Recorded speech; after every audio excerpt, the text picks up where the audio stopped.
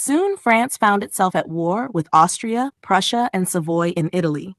These powers were alarmed by the revolution, and their armies were joined by forces made up of French émigrés, nobles and royalists who had fled France after the fall of the monarchy and the destruction of feudal privileges.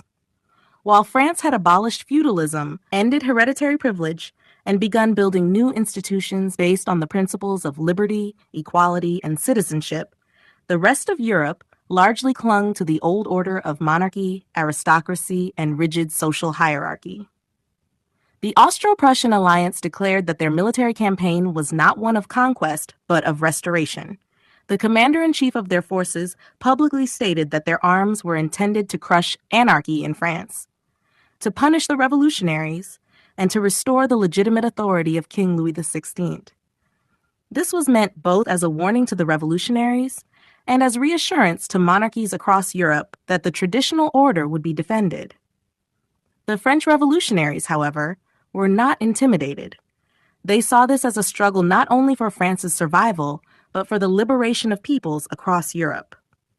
In response to the threatening declaration, the National Assembly and revolutionary leaders proclaimed that France would offer fraternity and assistance to all nations and peoples who wished to overthrow tyranny and abolish the old feudal system in their own lands. This marked a turning point. The French Revolution was no longer only a domestic movement, but a challenge to the entire European political order.